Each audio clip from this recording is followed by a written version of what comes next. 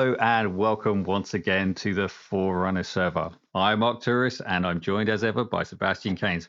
You may notice I'm a bit smarter than normal, but when you're joined by the best dressed content creator in Watcher of Realms, you've got to dress up a little bit. I've never been called that for very good reasons. But yeah. What? Didn't you win the award for that, man? I heard best rested. But yeah, best dressed, that's me all day. I'm wearing a suit right now. I'm really enforcing my lack of sleep as well here. Well, that was an introduction there. Yeah. Well, you're saying get well rested. I don't feel well rested at all, especially after I got kicked in the pants with some type of bug this week. But, Kevin Destin on it just, I think I'm matching how he feels most of the time when he does stream. So it's perfect. I don't think Destin sleeps at all. I think he's just perpetually on that's weird stimulants just to keep him going. I was grown in a lab, so I can't really help it. Explains the goggly eyes. Yeah, those are not fake. Those are real. Welcome to WoRs going on there, Destin. Thank you for joining us. I've been wanting to get you on for a while, so I'm glad that you could join us for this one because I think the main topic today is going to be GvG, right? Yeah, and GvG, for everyone who doesn't know, is my favorite content in the game. Yeah, I would say. Anytime you want to come and do an account takeover and do my Forerunners GvG, I'd most appreciate that. It's way too time consuming. There's no way. You would have a laugh most of the time. You have to give it to him when we go up against the top 5 or top 3. Yeah. That's when he really would get challenged because otherwise he would laugh at all the other stuff that sometimes we face. Yeah, we had a ridiculously unfortunate guild who came up against us earlier in the week. They got absolutely smashed. I know we're getting ahead, but at the beginning of the season, I feel the matchmaking system is so screwed up. I don't know what happens, but we shouldn't be matched with the guild we did. I don't know how in the hell that happened. The matchmaking in Guild to Guild is so trash. It's insane. Yeah, exactly. All right. So before we jump into GvG, Arturos, let's get started with the news. Small patch in Forerunners. Small patch in Forerunners. So it was a pretty minor thing, basically confirming that we're getting the same summon pity. Actually, they were really good, and I will throw massive props to Moonton here. As soon as the patch went live on Global, they updated the summon pity on Forerunners at the same time. And they could have waited to Thursday, but they rolled it out as a mini patch to everyone. And so, yeah, Global and Forerunners got the pity updates at the same time, which is really, really good. The Kigiri thing, which we talked about last week, was implemented. And in fact, I will just pull up a comment we got from Prospector. And he pointed out that the direct damage modifier for one time or is... Just move this so we can try and see this at the same time. Sorry, Destin, you have to hide your icon. But you killed me. You won't die. It's fine. I know you. Look, there you go. I'll move you to the top. There you go. You're on top, and now I can't see anything. I'm referring to the direct damage modifier of either 35% one time and 25% 2 times. That's the thing that becomes permanent. So let's just take that off again.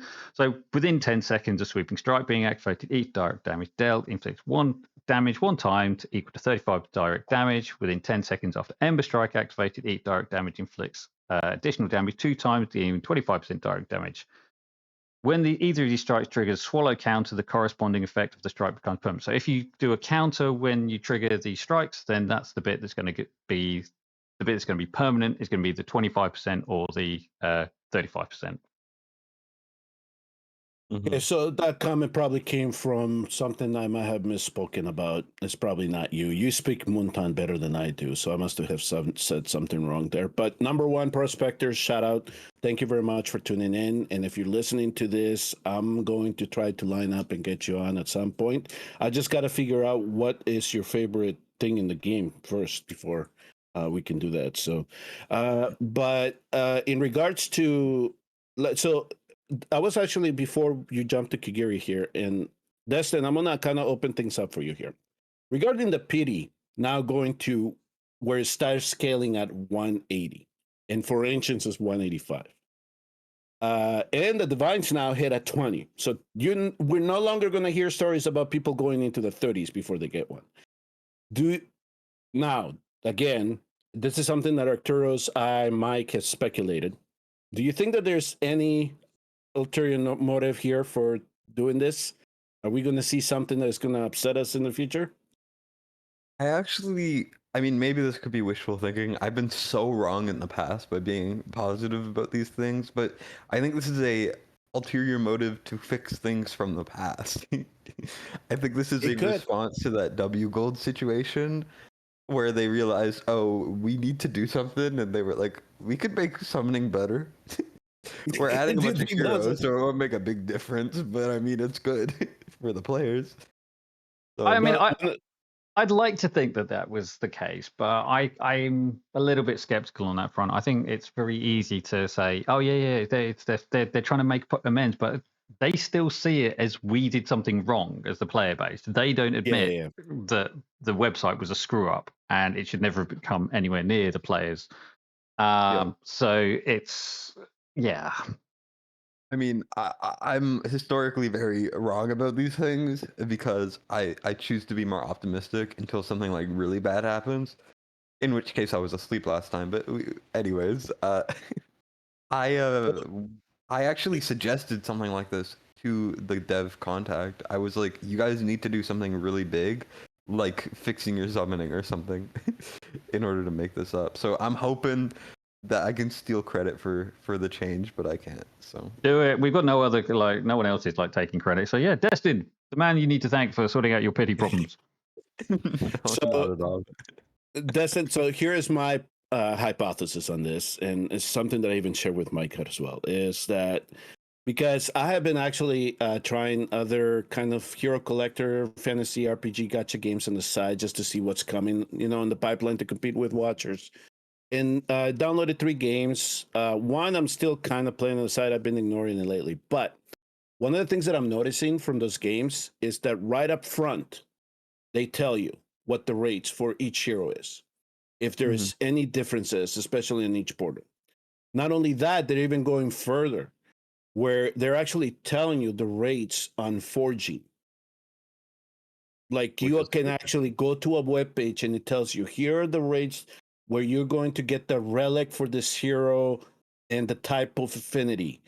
And it just, like, you see this long table and it gives you all the rates. So right up front, they're telling you this is exactly what you're getting. I think that instead of doing that for this game, they just said, well, let's just decrease the pity and give him more chance to get legendaries. Yeah. I mean, that's my hypothesis. I think you're probably right. Like, I think that's exactly why. Like, for example, I started playing that King Arthur game or whatever a little bit. Yeah, you too, huh? Yep. I'm enjoying it. It's fun. I don't have enough water rooms to play, and also I play it so much I need a break. So, it's been really fun. I will say I think the amount of summoning is about the same, but I do agree it's like everything is shown, and I think legally you have to show it, but somehow we don't have that in this game. Oh, not yet. So that was okay. And then the Kigiri buff, they just made him better after 8-3, and he was already good 8-3 and above. So even better. Before the change, I saw someone do 800 mil on Go Boss 2 with an 8-3. Oh, in my guild, million. They were getting close to 1 million or billion. So he definitely, he's busted if you get him to A5. Absolutely. Him and Twyla are going to be pretty devastating. Oh, Twyla, yeah. He's ridiculous. So the way that I compared the two was the Twyla starts out at top of Kigiri, but once you get Kigiri into the 8-3, and he just blows R out of the water. Which is what you want out of a limited hero. Yeah, which is what you want out of a limited hero, right? You want it to be special. Yeah. Yeah, I think they should remain all of the limited heroes like really decent at base for at least one thing, like really good, and then the awakenings make them like one of the better heroes in the game. I think that's how they should keep it Falsia going. weeps in the corner. This is just me. Keep asking for a Falsia buff. That's it. Falchia was one of my first legendaries. She needs a buff too. Elder needs a buff. Can we buff both so I can be happy that I pulled Elder, please? So just go for Phidias, right? Isn't that what you're supposed to do, or wherever this new lord who's coming is? Oh, the new lord we don't know anything about. we haven't gotten a single thing of news ever. Nothing on the files yet, huh? But it's there. You know there is a lord coming in. Yes. Well, it's the only faction that doesn't have two lords apart from Yes. arbiters, Okay. but obviously not. And also we have like little glimpses. Like there's a lot of potential designs for them, and we think we had like a guess for one of the designs, but we haven't had anything confirmed about the kit. We haven't had anything confirmed about really anything about it since. So this might be an offside for Arcturus, but I saw this new skin. Do you think? Did you see a Thel when you first saw it by any chance? Oh my god! I'm just sad. Sorry. See, I'm playing on PTSD around here. I apologize for that. All right, let's move on. My raided PTSD is so bad I never made 30 days. I mean, that tells you what I felt of the game. So I played free to play for a year, and it was the worst game I've ever played. So let's but they have a chicken that can cook themselves in the game, so. Mm-hmm. All right. Okay. There, I had to get one shot in. Sorry, Arcturus. I just had to get fine. one in. There is not going to be chapters for this because this episode is going to be all over the place. I can tell. Oh, so you have that's me fine. on. There's no coherency at all. Yeah. Oh my god. All right. So Tallulah is getting a minor adjustment to how her ultimate triggers. Apparently, it wasn't auto casting under certain conditions. That's now going to be fixed. They're tweaking how the gear dungeons work. So rather than it selecting, well, it already did this. So I think the only thing they're doing now is actually scrolling it down the line because it used to like select chapter 10, like whatever stage was the next one along, and it wouldn't scroll down, and you'd think, oh, I'm on the stage that I was happily fighting at, and you'd start it, and it'd be the one stage that you hadn't beaten yet, and you just like feel like you were wasting your time. This one I really don't get.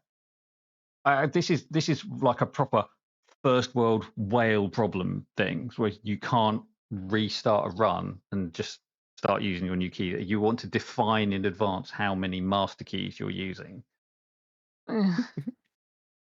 Count the damn keys. This is pointless. It's a QLA feature for some people. We'll, let them have it. If some people might have been bothered by it, but if it was a simple thing to fix in the code, why not? I mean, any quality of life is good quality of life. Yeah, to someone. Yeah, I'm sure someone can sleep happier now with the minor change that brought in.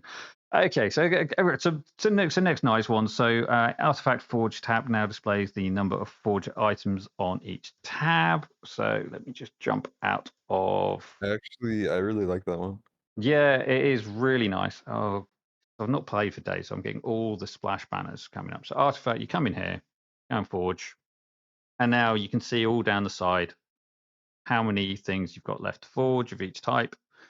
And yeah, it's really straightforward. So it's lets you know how many more to go from run. So nice little. That's a really good change because I always have to click everything to just kind of see what I have material wise because I like having 0 of everything. So that'll save me a bit of time. I mean, for me, it's one of those things that I forget that I collect the gleamings, and so they just sit around. So now, if I see it and I say, "Oh, I got a 10 pop," Yeah. Let's go for it. Yeah, that'd be the nice thing. I mean, Yeah, well, I mean, yeah. even if it's small, it's still cool. I mean, like the update we got on global, we had like 10 different small quality of life features that I'm like barely noticing, but whenever I notice them, I'm like, holy, this is so much better. Like in AMR 21 and Yeah, now 19, saving the you have the teams. same Yeah, team, yeah. yeah, And then 22 and 20, it shows the same team you use for those. So yeah. nice. So nice. So that's added visual effects for the forging exclusive gear. So this is now exactly the same as it is when you forge. Oh, I think this is like a flaming effect that you get when you forge exclusive gear, similar to that you already get. So I read that as exclusive artifacts. I've not actually found this yet. I don't know if you have. We can try and forge some gear. I don't think I've got much in the way of materials. You have one temple. Okay, so yeah, foundry. Yeah.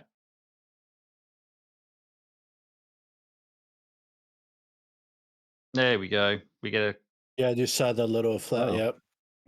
That was actually a pretty good temple. yeah. I'll I'm take that. jealous. The What's Torador that? one. Actually, that's really nice piece for Torador. Whoa! Very I good hope for that Torador. roll it quick. Do a 12. Do a 12. We're going Do a up 12. on I want to see. Oh, that's Oh, fine. I'll take I'm that. All right, what about keep the it around vocal until one? your better one comes up. Yeah, the Volker one's pretty good too. 3 decent substats on that. That's Honestly, attack speed, rage region. Yeah. hot take. I think the exclusive gear is better than ancient gear. Yeah, because you're guaranteed 2 decent. Well, so I don't know if you've seen our previous episodes on this, but we did some experimenting. We found that on the first batch, which came out, was like which came out onto the Forerunner server, which had like Cetrams in it and Salazar's. There were 2 fixed substats. And the second batch, which was like Iovar and Uridin and Arrogance, there was a lot more variability. And there's something weird going on with Zealous as well, which seems to have a higher coded rate of dropping attack speed. Weird. Well, what I mean more is like the way that I think of ancient gear is it's like there's a baseline like overall rolls you can get. So like they have to at least roll like all of them the equivalent of like 2.5 bars or whatever, and it Yeah. can never get lower. So you can get like 1 gold substat, 3 garbage substats, or you can get them all pretty much at the same level or whatever. They can never go below that. While exclusive gear is just like they've pumped up the chances of getting high rolls. So if you like reforge them 4 times, you're guaranteed to get them all like high purple Oh, right. or Wow. something. It's so nice. Cool. So you're talking about the exclusive gear being better in terms of the stats that are given and how it's rolling, not necessarily how it's functioning. Or are you also thinking the function of it I'm saying like just in general for in everything. general? Okay. Yeah. All right. And you can also get quote unquote impossible pieces, so that's cool. Well, yeah, yeah. I already have 2. So like, Nice. it's great. And the final bit, which is really, really nice, is that they've brought in the dungeon shop and the codex shop into the Dwarven Association. So you can now get all of the game shops in one place. You're not having to go, oh, have I got enough part for my dungeons? Oh, well, and you're having to go off to the gear dungeons to get them, or remembering to go off to the Immortal Codex to buy the parts before it shuts down. It's all here. It's all easy to access. So yeah, really good quality of life change, this one. Yeah, I like that one a lot. I did get tricked there at the beginning because I was like, I cleared all the yellow buttons. Why is there still a yellow button here? And then I figured that you had to scroll to see the last one. Yeah, I got tricked by the Apex shop and spent 1,500 Apex coins buying 1 ancient summon stone because I thought it was the arena shop by mistake. So that was a painful lesson. Oh no. Oh Yeah. no. Oh no. One more week of arena battles before you can get a Lady Alexandra now. No, dude, come on. Look. That's not happening anytime soon. Oh, yes. Right. Okay. So that was it for the patch update. It's a pretty good update overall. But yeah, it's some. I'd say the Master Keys one is of questionable usefulness to anybody. Yeah, but at least it's something. Yeah, it's something. Just a minor thing. Just a minor thing. So, GvG, end of season 5. Season 5 is now concluded on the global servers, and everyone's enjoying a nice, well-earned break, aren't you? Mhm. Yeah. No, went straight through the gauntlet, even though we asked them to reconsider a little bit. But no, they opened it up right away. And now we have to deal with this map, which was changed. So this is, people have to keep that they moved some of the platform units around. They open up some of the ground tiles. So some of the defenses that were working well for you may still work well. There were some other options, but you noticed it a little bit more as well. Is the AI of the demon soldiers changed a little bit too during the gauntlet? Yeah. And I don't know if Destin, how Destin's going to feel about it, but it seemed like since we only had the 4 attacks per round, and we noticed this with our opponents, it was a Ma fest, right? If you Mhm. just use Ma, doesn't matter. Just use Ma. You got 4 of them, so use them all 4. Yeah, so they should they should have the Maw uses if they're gonna have the attacks, right? Yeah, or you have your more chances last for the duration of the gauntlet. That would be the ultimate challenge of your ability to be good at You only GvG. use them. Mm-hmm. And if you think, think- oh, this round we're going out, let's everyone just use our Moors to just push through to that next stage. That might be, yeah. Yeah, I mean, there would be some extra strategy, but I think if they're going to have the attacks, it's only fair to have the Moss. Like, Yeah. that's what would make sense to me, at least, just initially. But yeah, you guys were telling me about how they just kind of tossed you into the deep end. It's like when you're teaching like it's like a bird kicking out their children to like, oh, you better fly or you die. That's kind of what Moonton did for you guys. They chucked you out there and were like, good luck. Yeah, I Oh, mean, there are people in global who like to rag on forerunners, like, oh yeah, you guys are rubbish, and it's like, yeah, because we get stuff like thrown at us like this, and we just like, okay, what's the next step? You've given us a completely new map to play with in 2 days before the first match. Okay, let's go. I mean, we're kind of getting that now, I'm pretty sure. I don't know how long the wait time is because I didn't check, but we're about to get the Gauntlet as well with the new maps, and that's gonna be fun. Oh, at the time of this recording, so go look at your guild interface. Gladiator Gauntlet should be open up, and so right now you probably have a day and some hours left to garrison for that. Remember, you have to separately garrison for this as well, and you have to have so many of your guildmates do it so you qualify for it. That's the one thing. Then you're gonna see the changes to the maps both in the keep and the tower. So this is what I was saying. Yes, you may want to try keep the same defense as before, but on offense now you're gonna have to get adjusted to possibly seeing new defenses, especially with how the platform units have moved around. Yeah. And my other warning is run a couple against your guildmates, because you're going to see that in some situations, because the platform moves, the demon soldiers AI is behaving a little bit differently. So your attack them, you may have adjusted so well for the season, may not work the same way. This is just kind of giving you a heads up from what I saw. Yeah. So on screen at the moment, I've got the modified Gauntlet Tower Gauntlet Keep map, which was the one which had Ingrid, was an absolute pain on. Mhm. So what they've done is they've taken the tile that everyone placed Ingrid on, and they've shifted it one square left. And that means that her effective range pretty much goes to just one tile in front of the frontmost defender. So her ability to sort of be an absolute pain in the neck has been limited. They've also taken out the ground tile that was there as well. So you can't have like an Ardia or a Valkyra or I mean, I was using Magda to prevent bombing coming through here. So yeah, they've even stopped that strategy. So yeah, it's a very different map. I don't know if I like Well, it too much, but I'm gonna let Dustin comment on this because I wanna hear his perspective of as to how he used to tackle Ingrid in this map, and now the way that if he's seeing it, how the offense is going to change for that.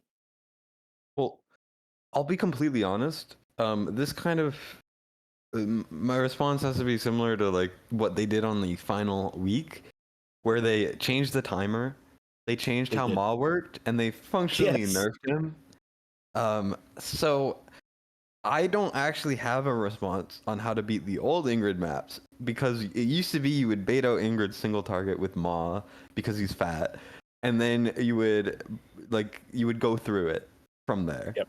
But now they made him a normal body size for some reason, despite him being massive. And then Ingrid was kind of we just were avoiding all the Ingrids at the end of the week. Now with this map, I don't really know what you would do. Because I mean, you'd have to like kill the tank or something. Oh no, having to kill the defender in GvG. However will you cope? So I can tell you that at least from what I saw, it was especially the Ingrid kips that we had in our guild, that their tanks were the tanks were getting overwhelmed easier, and they were having an easier time rushing it through. Yeah. And I did not see it until it came to global when the battles were more apparent and how Ma was behaving.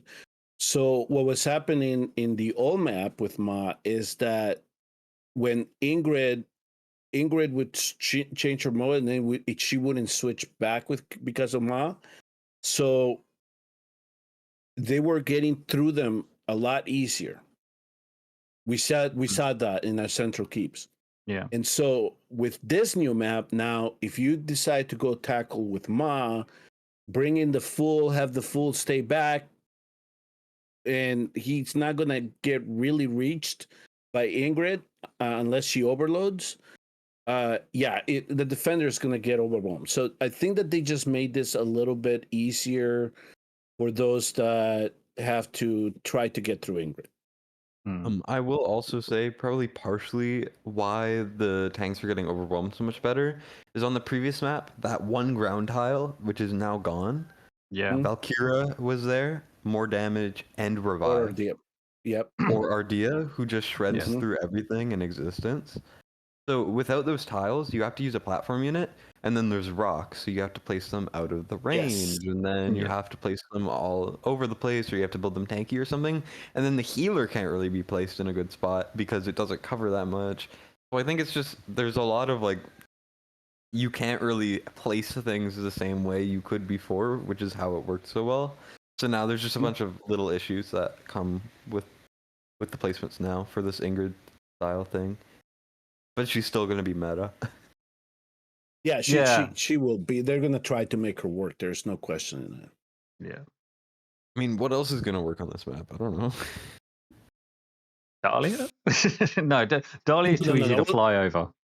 We'll still see Ingrids. It's just I think that we'll have a easier time to get through them. It won't require as much of a BP check. It's just what I'm going to say.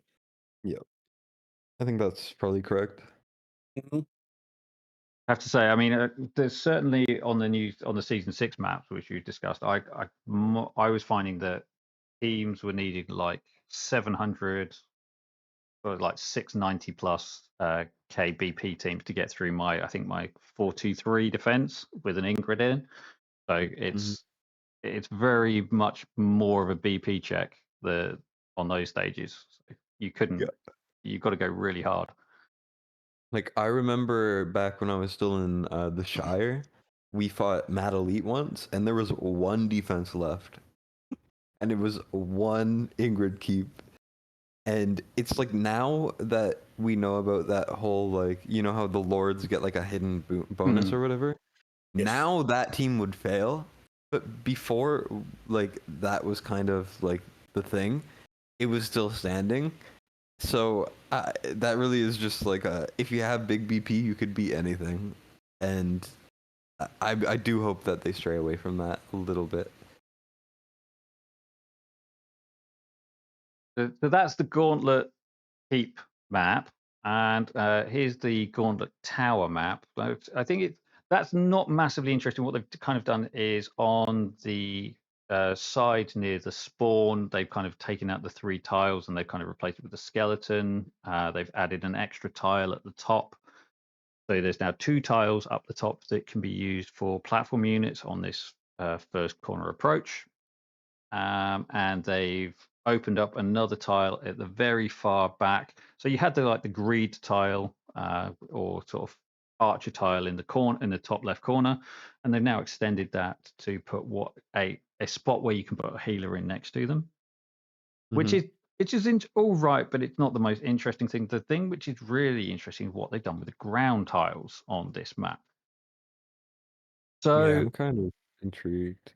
in the center of the map, there used to be an opportunity to put in a ranged fighter, so like an Araka or an Arrogance, and you could have them so their ultimate was getting things on the approach with the defender in the corner. Now they've taken that tile out, so you can't place units on there. Yep. In exchange, they've given you an Ardia Valkyra tile. So that's quite an interesting modification that they've brought to the map, because previously you couldn't really there was nowhere good to put Valkyra on this map. So it's nice to have her used again, especially since she got that lovely buff recently as well. So that 15% magic damage reduction is going to be really effective on those defenses now. And what I'm noticing is I don't think they actually really changed the front of the map teams that much. Because all of the teams that were getting used there, I think, are just going to be the same as before. And honestly, I don't really see that much variation. I think they just opened up a couple more areas to place things. Like the top left now has 2 platform tiles.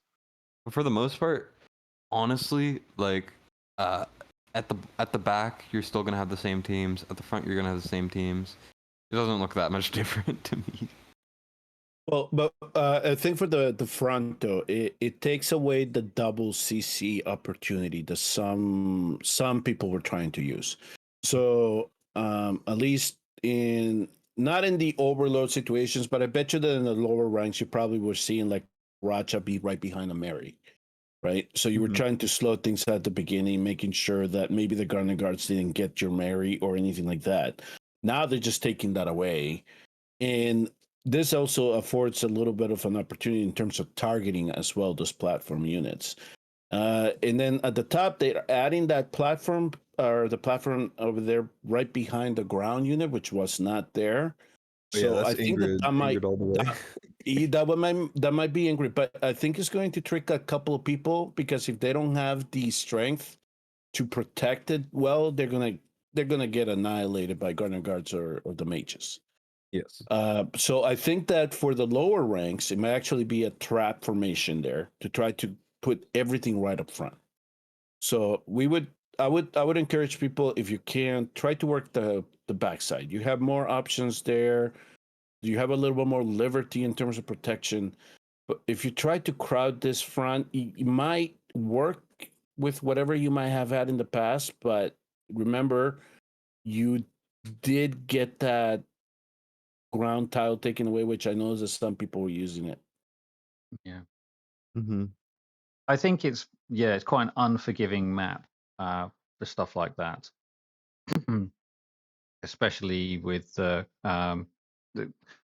there's a lot of people who use those central 2 tiles, those central 2 platforms, and they are with the Garnet guards. They both of them are now dead.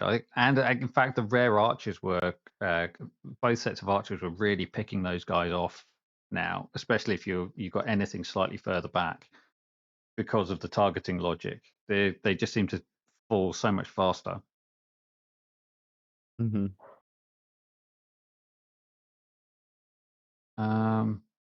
Yeah, I mean that's really it for the sort of the Gauntlet maps. I Yeah, mean, everyone on global knows who's winning the gauntlet, but it's Yeah, more yeah. who can get top 5.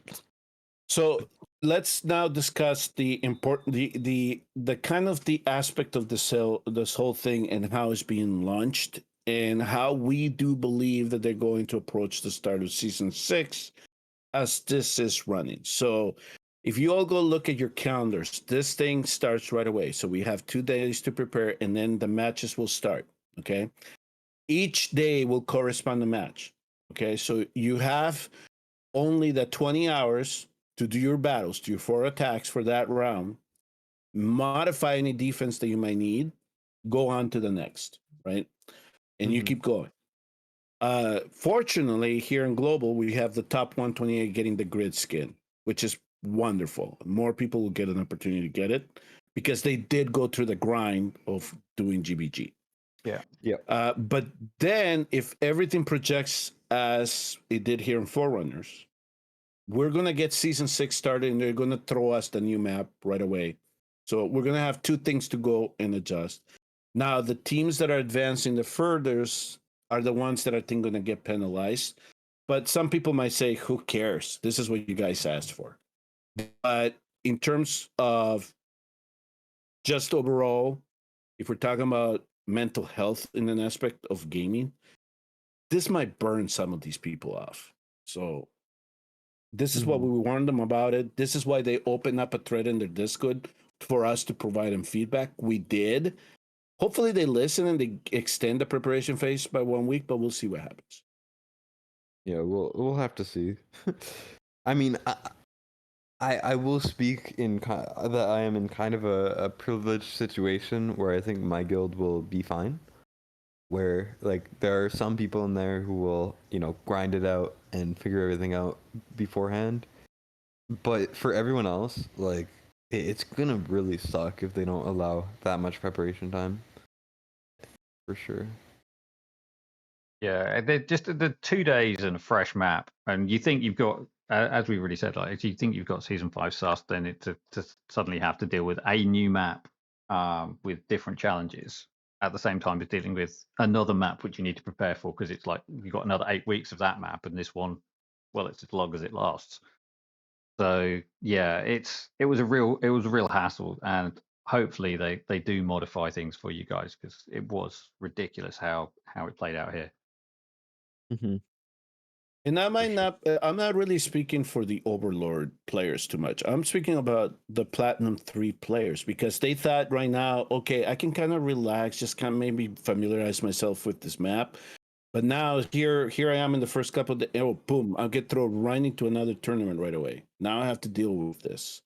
So, maybe the teams that are advanced into the, 3rd round, maybe those are the ones that might see some effect from it.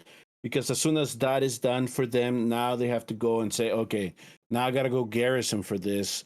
Everything is brand new. Do I remember the basics?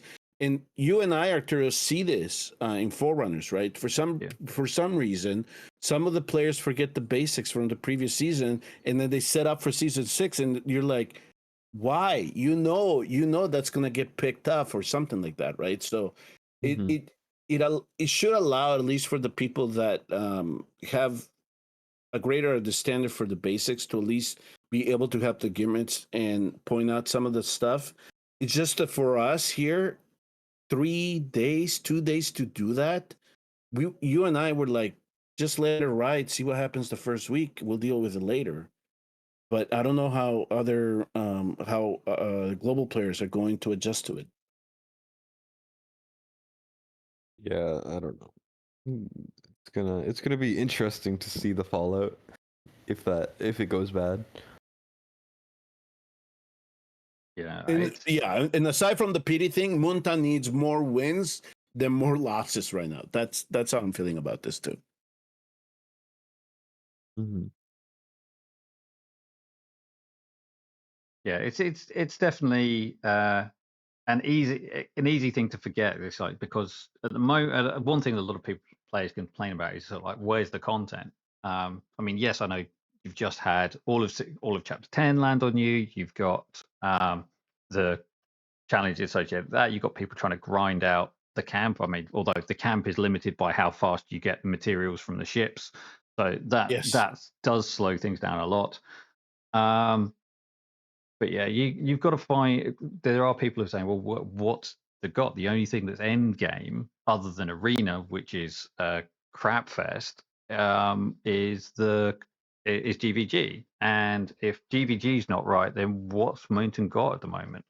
I mean, other than the fact that Raid is suffering by all accounts, then you've got they've got to be doing something right. But I don't know. Sometimes I feel like GvG. I don't know if I can. Let me put it this way and see if you think it's an keen comparison. Sometimes, especially when we're getting down to the end, GvG can feel like doing CVC every week. I hard disagree. Okay. I think CVC, at least when I played Raid, was just there was no substance at all. And while I see what you mean about it, like maybe being a chore or whatever, about how every week you feel like you got to do it, and sometimes you don't want to or whatever. Like, I would understand that comparison, but I just think one is an actual piece of content, and the other is like forcing you to play the bad aspects of the game. If that makes sense. Okay. Yeah, but at least at the later rounds, though, you can kind of start seeing people just now they found something, so we're just gonna stick to the same thing, right? Maybe tweak it here and there. Very seldom you see like a new defense just pop at the end of the season, because you don't want to be gambling in a sense, right? So if it's been working for you, you stick to it. So I think that's going to change in season 6. I really think it's going to change in season 6. With that defense demon coming out, that magic defense demon, I think my defenses, which are very magic heavy in terms of what's there, to have something which is bringing magic resistance onto the pitch, I'm already thinking I'm going to have to change up my defenses, and I'm not entirely sure how to deal with that extra challenge at the moment. But I'll make a stab at it because that's what you do. But it's going to be an interesting one to try and solve. Okay, so maybe I am valuing the week off too much for some players. Maybe some players like it, and maybe I'm just overestimating how welcome the off week might be to some. Yeah, and kind of going back to the whole like defenses don't pop up thing. I think by adding like there's so many more tiles on these maps. Like there's just more tiles. That's all they did is they added more tiles. They didn't really remove too many. I think maybe some like crazy person is gonna come up with like the weirdest defense ever last day, and it's gonna like be the best defense. I think there's more potential for that here than there ever has been. But like, I mean, you could even think back to like the very first map we ever got. I think that is a lot more rigid than anything we've had since. Right. We've had more like unique maps every season. The first week, it was literally just use the nightmare defense, and that's what it was. You mean before it was spawning crystals on the spawn point? I mean, that's going way back in GvG. We forget about that. That didn't happen. I swear. Well, perfect transition here because Destin mentioned two things, Arturos. One was more tiles in the map, and two was remember the nightmare comes from the early seasons. Well, let's go to season 6 maps and show them why both might be applicable here. Oh yeah, Nightmare defenses have been meta every single season ever. One sec. I've got to load those in. Not so much for season 5, but yeah, for season 6, they're gonna come back. Yeah, season 5? 6. Like the season we just got out of, or oh, there were Okay, so many Nightmare defenses. There were like 3 different meta ones, which are kind of insane. I guess the ones that I was stuck with, there weren't a whole lot of nightmares that I saw. Like the 4 character one. I know that there was some Torador ones that we had to deal with, but I didn't really consider them like the nightmare defense. That's fair. So. There were 2 that I saw a lot. One of them was Torador, Volca, Atsu, and I think Ajax or something. And then the other one was, instead of Volca, you had constants and you placed them differently. I know there was this arrogance version. One of them had I in it, which was kind of weird. That wasn't a meta one, but I'm just speaking like in top 20 Overlord maybe. There were some options. But yeah, it was less meta than we were seeing, at least from the matches that we had, especially within that top 20 range. I don't know if you saw Valderon, but the combo of Torador or Valderon, that was another one that really was popping up. If it was not Volca, but I mean, given these maps that they give us here, there's more opportunity for that to now come into play too. So yeah, I'm actually. I'm a mix between excited for this map and also disgusted because I see a very clear Ingrid spot up there. Yeah, so right below the exits point, there is a perfect Ingrid tile, and it's okay because you can't have her on the front one. If you put her on the front one, she just dies to Garnet guards and archers. She's too weak there. But if you have her on that back tile, that's not a bad place. But because of the way they've moved it away from the baseline, the base sort of field, she's only sort of like having a couple of tiles of impact. She's not like 5 tiles of pain as you're walking up to where the defenders are anymore. It's much more limited impact. True, but I also see in the middle at the top an Ingrid tile, and then 2 places to place tanks. Yeah, you can do the Ingrid at the top and the Dahlia at the bottom. So you're slowing them and then you're killing them as well. That's the other sort of really evil combination that you could do. Or you could just do 2 different tanks in there. And then like have and then still have the 2 tanks in the middle. So you've got poison coming in on this bottom line here, holding them in place, slowing them down, and you've got Ingrid in the top, blasting downwards and just like hammering them with constant damage, and then you've got a sort of top right of where Ingrid is, sorry, Adalia is. You've got the healer, and the healer's like applying heals to the 2 defenders who are in the middle here. Yeah, that's a world of pain that you can inflict upon someone if you've got the units. Yep. So one of the ones that we saw was Ingrid on the top, bottom left, right by the core. Yeah, that's what I was saying. Left, yeah, and the 2 units there, yeah. So yeah, so the front tile is a non-starter, but yeah, I didn't find it as challenging, but that might have been because of the defense. We'll see what Matt throws at us if they do decide to do that. Yeah, there are some. Oh, I've lost Sebastian. Oh, you're back. Your OBS had a moment. One of my guildmates has done some beautiful maps for various different positions of where you can and where you can't place heroes on this map, and there's some really interesting ones. So it's kind of like to the right of the spawn point, you've got this pyramid, and you'd think that that tile sort of just to the right, or the platform tile to the right of the spawn, would be safe. No. Sebastian got me to set it up so that he could test against it, and no, anything that's placed on that tile is just dead. You just drop a couple of archers or a couple of garnet guards right at the stop by the spawn point, and anything on that tile is just gone. Interesting. Yeah, that was just bad design or bad AI, because you would think that maybe that elevated thing that they put there would indicate that you're protected, but no, you're not. As soon as they see it, it's just instant shot.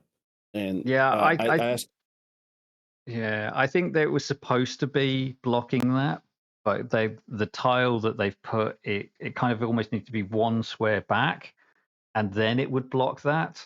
But Yep. instead they put in that dead tree instead, and that just isn't working.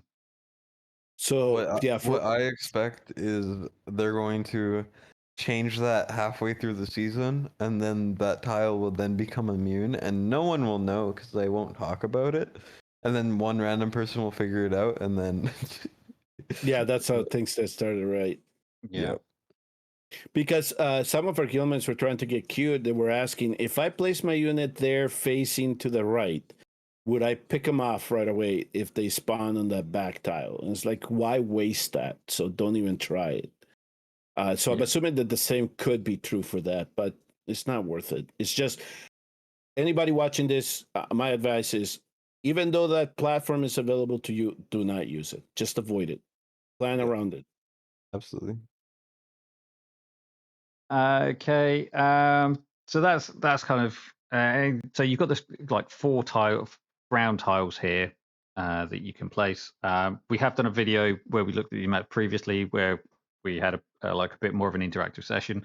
I will put a link to that down below. But yeah, this is when we have seen some terrible defenses, but we've seen some pretty good defenses. The other place to set up is round the back up here.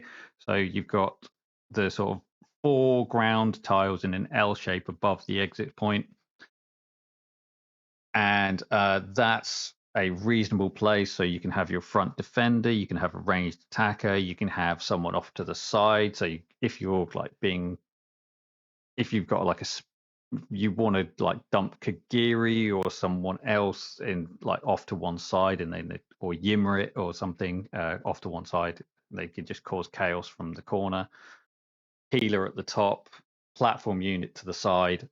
That's a pretty tight place to lock people down. It just means that any platform units that you've got at the front are just dead. So don't put platform units at the front. Just if you're going back, move to the back.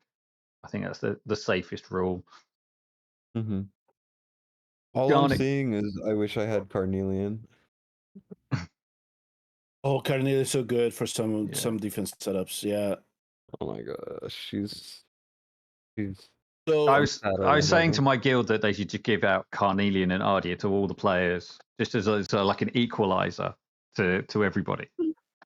Because those two, Ingrid, you can get around.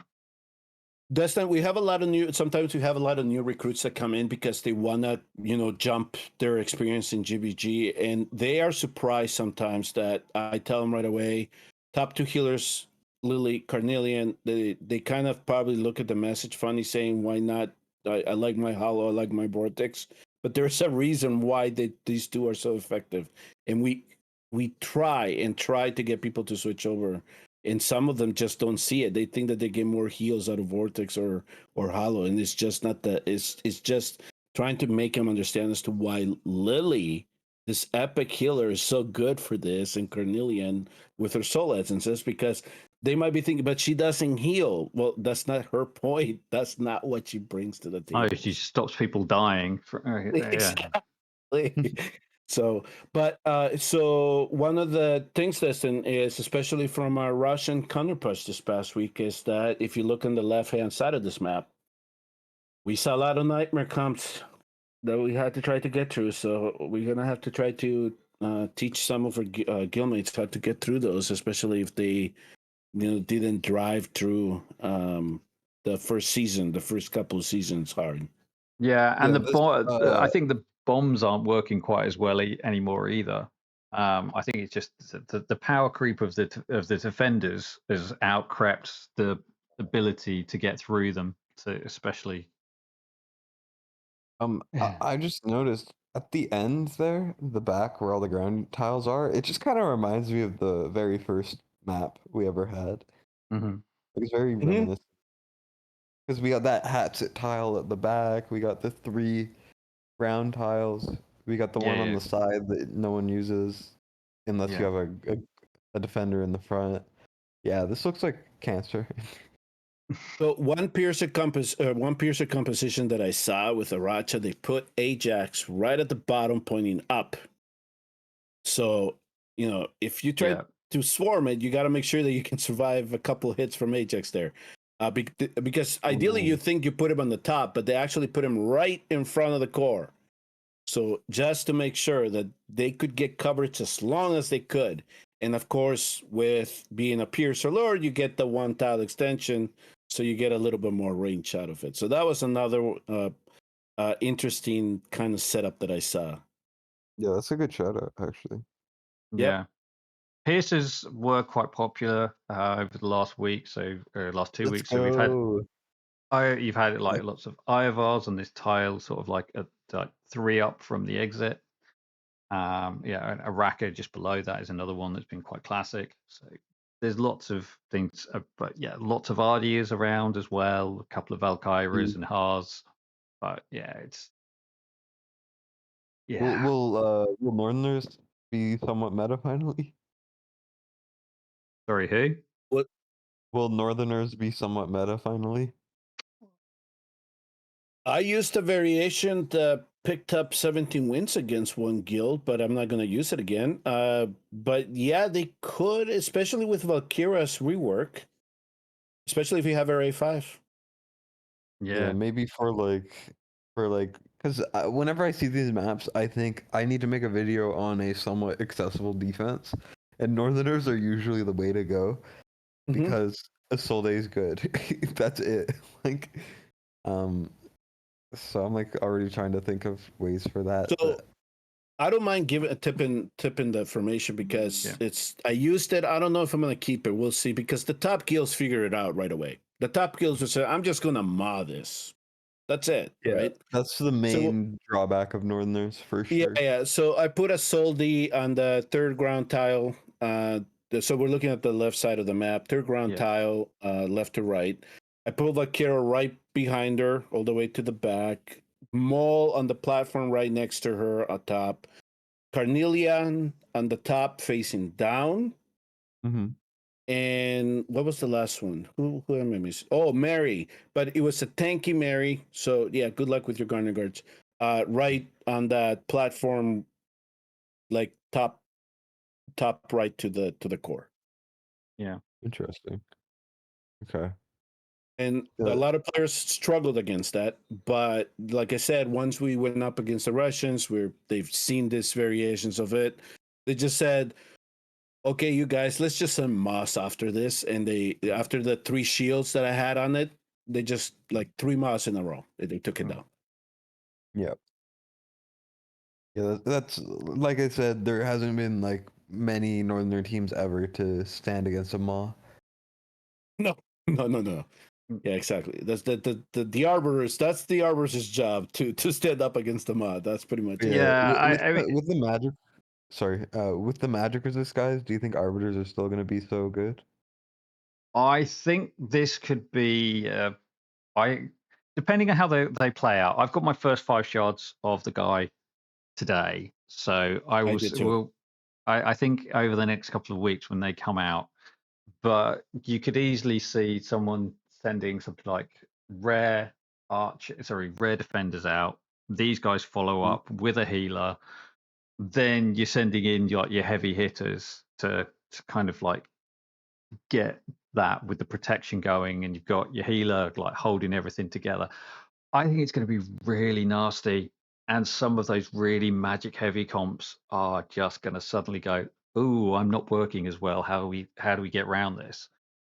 And then you're pushing back towards the physical, and you're looking, but you've got the Kai rework to play with, and that his big explosions are so much fun. I've now max skilled him. I'm enjoying him that much. He's also A3, so he's always going to be more fun, more awakening. But yeah, you're going to need something like big to come in from from a physical side to counteract that. But if you've got something really physical that's weak to magic, and then it's got a big magic defense as well, that's going to be a big challenge to deal with. Mm-hmm. We're gonna have to see how easy we can keep him up, especially at the low level. Level 1, level 2, to see if we can use him to counter some of this Pradius, Pelagius, Pradius. Who's the other one? Ingrid, Pradius, Yeah. Ingrid's type. Yeah. So, the cultists came out to play in the last season. So a lot of people were using their Anuruses, their Morgans. I saw some Kriya's defenses that were doing very well, but they were The Kriya Kriya's ones are A5s, so cool. A5 Kriyas, right? Those were phenomenal. So this Demon Soldier is probably going to throw a wrinkle into things. Maybe people do switch back to physical. We'll see. We'll see exactly how it plays out at the end. But yeah, definitely a strong counter to Magic coming. Yeah, I think it's going to be very interesting because I think it's going to be a bit like the Garnet Guards. If you throw them in at your lowest affiliation, they're going to be terrible. But if you do like what you should do with the Garnet Guards and you put them at your highest affiliation, then you're going to start to see their utility coming out. And because of the way they've changed how healers work as well, you need them relatively high affiliation to make them effective. So I think there's going to be sort of shades of that, of like how you set your teams up with these support units so that you're getting the best amount of support out of them, and then you're getting your DPS unit still able to put the damage on the pitch to get through the walls that are in front of you. Mm-hmm. Interesting. Mm-hmm. So I don't see anything else. I mean, any That's the other yeah. interesting informations that we saw this week. But yeah, like you say, you might worry about your Ingrid there on the back platform. I don't know. It wasn't as difficult. It didn't feel as difficult to get around Ingrid this time for some reason. I don't know. Yeah. She's We'll got see. like five. She's got a like 5 tile range. So let's 1, 2, 3, 4, Well, 5. So but she's only like hitting like the 1 tile where the defenders appear, maybe 2 tiles. So yeah, she's mhm. not. She's, as I say, she's not laying down 5 tiles worth of pain. And if someone has been stupid enough to drop their defender 1 tile back, then yeah, she's a tickle on the way past. And you could probably even use the speedster to push your tanky units, your heavy units past her as fast as possible. Mm-hmm. Yeah. Yeah. But the people that use the 2 tank method, the 2 tank and then Ingrid at the top, they forgot, well, I'm just going to send my Mayan and let the Fool and the healer protect, because the heal and the Fool stay out of her range. So then Ma can just easily get through. So that that formation I would stay away from. Now, if you want to put that 1 tank back, I don't know. You make it easier to get around by swarming, I think. So I'm not seeing the challenge if you put Ingrid at the top there. Yeah. Now, you can get cute and put her by the core. Then if you can make those tanks hold up, yeah, you could probably cause some headaches. Definitely. Mm-hmm. Definitely. Yeah, I'm excited to just test things out because I think there's a lot of potential, but it's kind of hard to see some of it, you know? Yeah. So that's the tower map. So this is the tower map that we've just been talking about. The keep map is slightly different still. So you got your Did you mention that they were flipped? No, they're not. Blue is actually the They spawn? aren't flipped. So this is as built. So the blue is the spawn, the red is the exit, Fun. and Okay. so you got the 3 tiles at the front here, which are the spawn, and then you walk around. But there's actually really few ground units where you can place things. You've definitely at the defenders at the back end, you've got a perfect spot for a nightmare comp at the top, because you've got 5 ground tiles there that you can play around with. You've got There's some Valderon spots, maybe.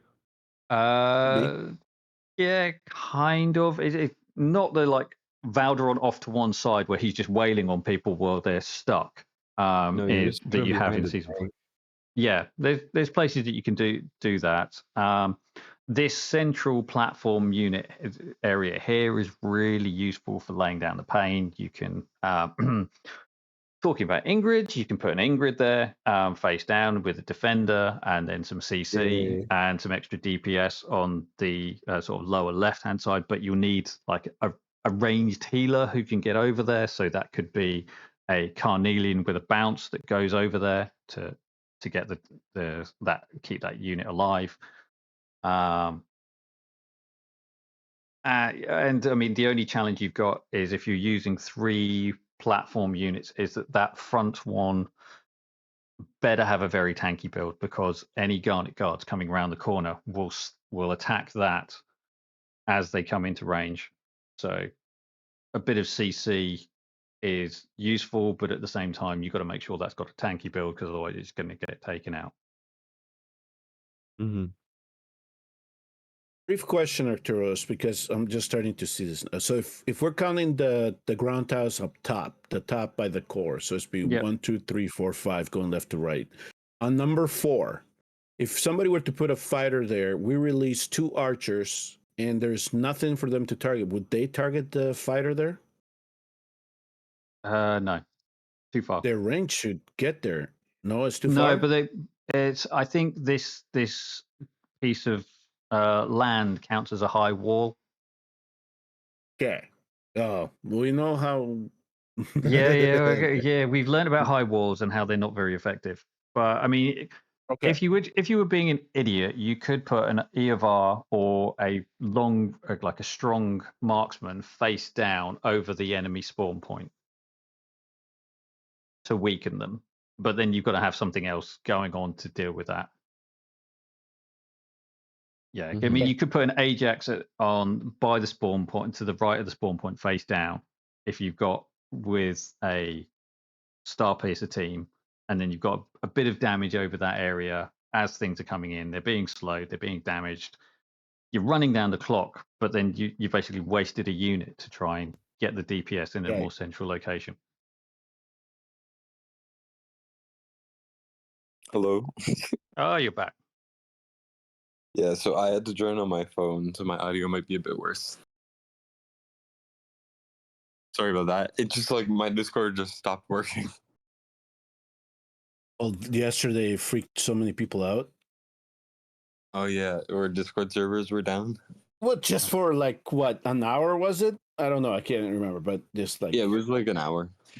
Yeah, I just said to myself, I'll go walk out the dog. It's no big deal.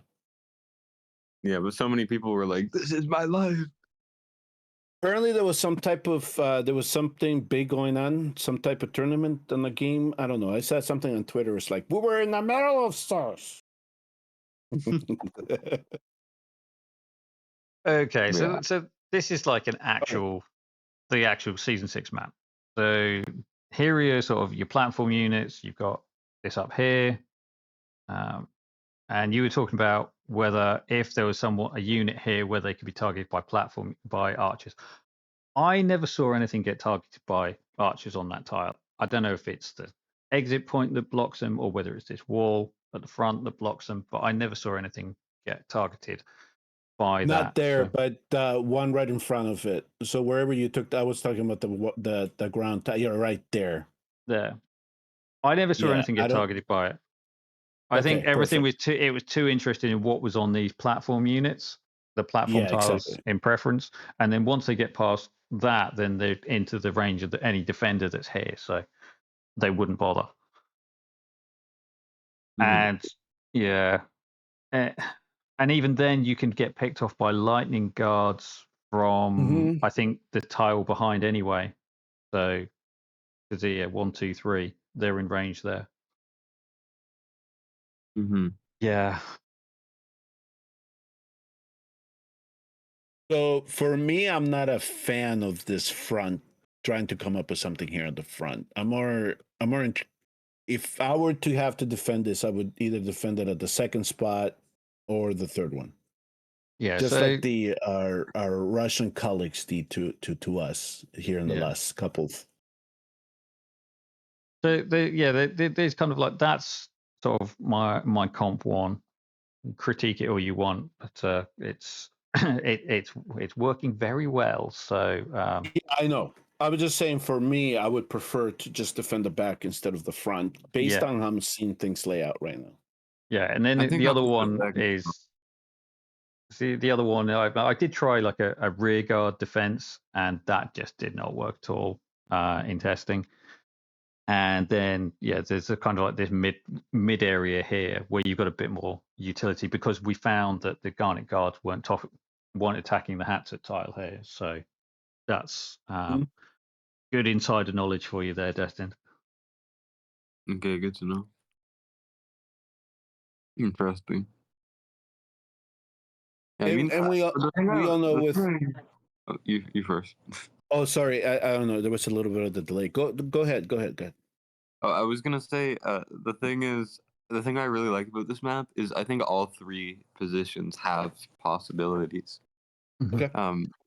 Like usually with these types of maps, it's very hard to get more than just like two potential options, you know? Mhm. So this one has like a bit more variety, I think. Yeah, Oh, I'll give him that. Yeah, these maps are definitely better than the Season 4 and Season 5 maps. I agree.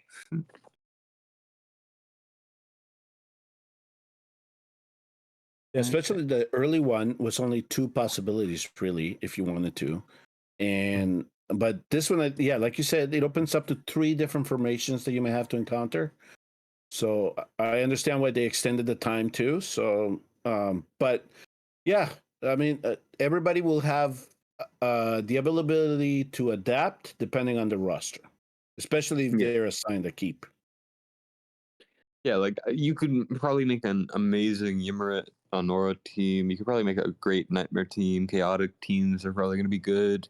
Yeah, You could probably do some Ingrid shenanigans. There's a lot of possibilities. there is definitely a lot of possibilities to play with. So yeah, definitely want to look out for.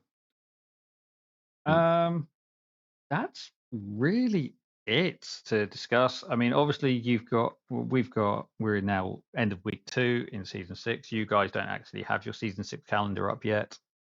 So you'll know how that plans out on global soon. I really hope they do give you that break because honestly, back to back overlapping sucks. Um, Yeah, that's not going to be fun. Yeah, we should know for sure what 6-on-6 schedule is going to be once reset happens, right? Because he'll reset everything, so make everything available to us.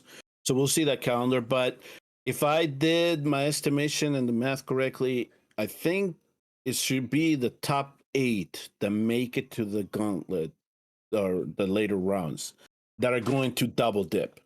For the specific. So we'll see how that plays out. I am interested to see what those top 8 say, because that is what, 8 times 30, 240 players. It's a minuscule amount of players considering how many people play the game, but still, to ask them to do 2 GvG formats at the same time, yeah, that's especially with one being you have to do it this day. yeah. Right? You have to do it on the day. You cannot try to time it in a 48-hour window. So we'll see what happens. We'll just have to see how the backlash. Yeah.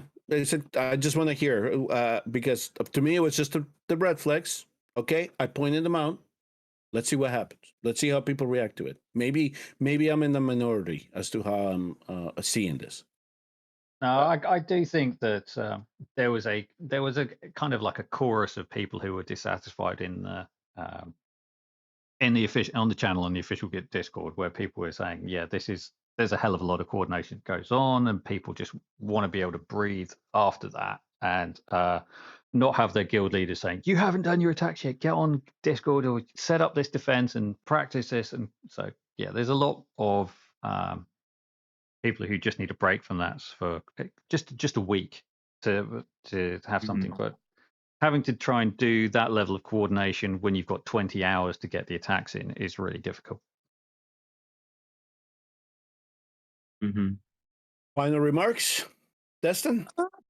I don't think so. I'm just excited for the season to happen. You know, I love Guilty Guild, even if it has the most flaws out of any competitive environment I've played. You've not had Like, real-time arena yet. oh my god, I can't even. I wanted to make a video on it. I was on a forerunner account, and then I didn't even know that you could only play it like 2 hours in a day. Mm-hmm. Mm-hmm. I was very annoyed. I was like, oh, this sucks. So I guess we'll make that video when it comes closer to coming to global. But Guild, even with all its flaws, I still enjoy it a lot, and it's my favorite content for sure. I like the maps. I'll say that much. I like the changes. I think this is the first time I've actually felt like optimistic about map changes. Yeah, definitely. Just to give people a sense of scale of like how long some things can be on forerunners before they go to global. We've got one here. We've got one legendary who has been on forerunners for well over a year and is nowhere near ready to come to global. The camp was a good 6 months plus before it came to global. So just because we're talking about things that are happening on forerunner doesn't necessarily mean they're coming in the next month or so. There's like a lot of incremental patches which do come through, but there are certain areas where they will use us as a playtest environment to see how actual players do it, because they can't do it on the test servers because there's about 30 people and they're all on at different times and it just doesn't work. Mm-hmm. Yep. Do you know my feeling? If I had an option, if they asked me, I wouldn't roll out Honor's Gauntlet as it is right now, or RTA as it is right now. I wouldn't even. Yeah. I would completely. It would have to be completely revamped to have any type of what I feel would be something that will be welcomed by the community instead of what it is right now. Yeah. Yeah, I mean, if it's not, I mean, it's arena, so it has to be good Mhm. to be able to come out. And if it's not like at that high standard, it shouldn't get released in my eyes as well. Yeah, arena gear lock is needed before it rolls out because it's currently having to have 18 teams geared just for that window when it's open. If they don't roll it out and then you go off to do something else and you take your gear off and suddenly your teams are getting attacked, it's just, well, you've got 18 no heroes. chance. You need to have 18 heroes, 3 teams completely geared and with their artifact. You cannot, do any swapping around. So, Yeah, which is insane. So you are bringing heroes in. If you don't have enough Sober Nakana sets and IR sets, you're bringing in heroes with Night Terror sets, Wisdom sets, because you don't have the sets to put a competent one together. So that's one thing that I said that needed to be fixed. But we'll see. We'll see what happens. We'll see what twinks. Because just changing the commander skills, I can tell you right now, that's not gonna do. That's just too cheesy. They also need to increase the rewards. Oh, immensely, yes. Yeah, Can't you just go in and then quit out and then you get the rewards anyways? Or you can get the participation awards, which is the 20 for the 20 battles, but you only get the win awards, which is the other 10 shards for the ancient crystal if you win. So they are saying you can't just cheese it. You do need to actually try, unless you try and coordinate with the person in chat saying, I'm up against you in thing. Do you want to quit and I'll do it for you next time? And you don't have the time. people do that. Damn, it's crazy. People do that. I don't know if they do, but I mean, it's the only way you could try and do it if you just wanted to both try and cheese the rewards. But the trouble is, you've got 3 different game modes. You don't know what you're going to get, and you don't know who you're going to get. You can't like prefix who you're going to fight because it is such a limited window. Mm-hmm. And he had his honeymoon here in Forerunners, but now I'm seeing a lot of posts saying that people are having a hard time getting matched, or the system is having a hard time finding people to match them with. So Yeah, I think that for Forerunners, the honeymoon is over. People know that the windows are shorter. So yeah, it takes people are not putting the effort in it because they realized there's really no reason to do it unless you really want to get 30 fragments to get one ancient crystal. All Yeah. right. Mm-hmm. All right. Well, Yep. thank you, Destin, for joining us. And it was fun talking GvG with you and getting a little bit of a perspective on what you think about the new maps this season. Yeah, and thanks for having me. I know you guys invited me last week, but I couldn't make it, so I was glad I could actually make it this time. That was fun. No, we do like to have like a rolling guest list because otherwise it's just me and Sebastian mouthing off, and it's good to bring fresh voices into the conversation. Yeah, I'm surprised it took 24 for me to finally make it to one. But you Well, made you it, were buddy. mouthing off in the comment section when Fasty was on, so you know. I don't even remember commenting. Remember he's a zombie, so he might be sleep typing half the time. No, thank you very much, That is Destiny. exactly It's what happened. for having you on. It's been a great episode, and we'll catch you all next time.